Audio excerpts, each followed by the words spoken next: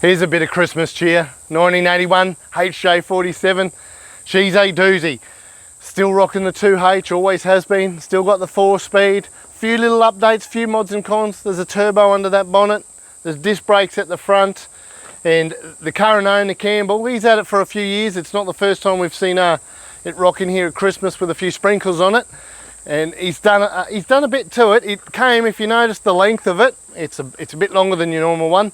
He purchased it as a extended chassis vehicle, and he plans on doing a fair bit of touring, so we'll get to that. He's setting it right up for that.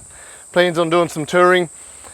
So it's actually in here this time for a suspension. So we're going to throw the terrain tamer 500 kilos at the rear in it and make it stand nice and proud, get it ready to go back out there. It wasn't always looking like this. Young fella Campbell, he's a hands-on guy. This is his first, he's done all right. This is his first paint job ever. He's prepped it all, painted it himself. He tries to put his hands on it and get stuff done where he can. He built the whole rear canopy. We'll have a look at that. But the vehicle itself, otherwise mechanically, is pretty stock since he's had it. We've worked on the head, done a few little things to it to keep it on the road. When we met Campbell, it had 31s. Now she's got 33s. He lives out at Miles, out West Queensland, so he's out in a bit of dry country and uses this thing, camps in this thing. Him and the dog go places. It's a cool rig. I'm going to walk around right round the canopy because that's the latest thing he's done. He's built it all himself and he's done a really nice job. So let's have a closer look at the canopy itself. So let's start with the outside and some of the things that you can't see. He's got the solar power up on the roof, and underneath the tray here he's got a battery system. The whole back of this is a standalone system, so he's set that up. He's done all this himself too, so you've got to really check this out. And just take in mind, this isn't his trade. He's nothing to do with his trade, but he's given it a fair crack and he's done a really nice job. And you can separate these so you can just get to his fridge. And up here is where he controls his LED lights. It looks like a console for a roof. He's got a stereo system, speaker system. This is the kitchen side, so he keeps all his herbs and spices and small stuffs up in the console here above the stereo. And awning comes out here, a bit of rain, you can sit under here, crack a few tinnies, pump the stereo and have a bloody good time. But it's also the business end. We got these are all pull-out shelves. I'm not going to pull them all out. He's got cleaning up the top, and then he's got chopping boards down the bottom. He's also got cooking, so it all comes out, gives him a bit of room to work around here. And these big ass boards, just go straight up with your hot plate, don't burn anything, keep it all nice and safe. And this is really practical. Nothing moves around on him in here. He's tidied it up really nicely. We'll go around the back, we'll go right around this thing because every little part has its own components, and he's done a really nice job.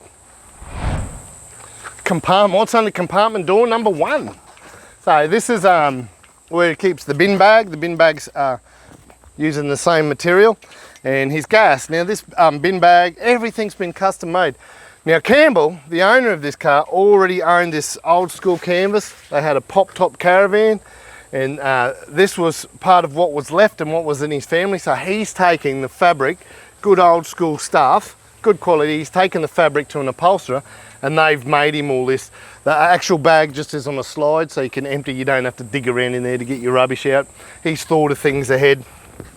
And he lives in here. So there's, when he's camping, so this is all midgy, mosquito proof. And out the back, it's basically tools and recovery at the back, and you can also see the max tracks. Access to the rear of the bed. He keeps his luggage in here so he can just pull it out overnight and sleep on. That's a double bed, so he can sleep on there. So easy access to everything, and there's more going on around the side. So this is where he carries the step, gets into bed. He did say he's not finished. He's going to put some insulation up the top there to cool it down, but you can open it. If there's no mosquitoes or it's not too bad, he leaves it open like this, lets the fresh air in there. And this is for more personal items, double drawers. They go right through the length of of the double bed, so there's quite a bit of storage in there. He's really utilised the extended chassis and the size of this tray. It's a real tourer. And up the front, he's got the dog box. He can lock stuff. He does have a dog. I think the dog sits in the front seat with him, but spare tyre and just some lockable stuff to keep stuff nice and safe. So this is the living compartment, and he's already been, I've been wheeling with Campbell at Landcruiser Mountain, and he gets out and he has fun, so he's really set this up for his needs. A lot of custom stuff going inside. Again, he's built stuff inside, a little bit quirky, but very, very cool. So this one is very, very cool. If you're a little bit fancy-pantsy, turn away now, this won't be for you. This is a dusty, dirty old Outback rig, and you can tell when you look at it by looking at the dash, and I see things like gaffer tape holding this, and the carpet's crooked, and come on Campbell, what's the hell? Clean your unit up, mate. But on the other hand, there's things, he's custom made these door cards himself. He's custom made the console, the hood lining. He's put all that in there. Even his sun visors. When he made the console, he couldn't fit the factory sun visors in, so he's got these little shutters, and they go right down as well. Just little personal touches. The chain pull, drink holder. I see he's switched to a blade fuse box since he's had it. Just little custom stuff that he's made it his own Outback rig as well. So very, very impressive. Otherwise, it's a stock HJ47. This is my kind of favourite ute. We use them, we enjoy them, and they are what they are. They're an old piece of history now, so well done, Campbell.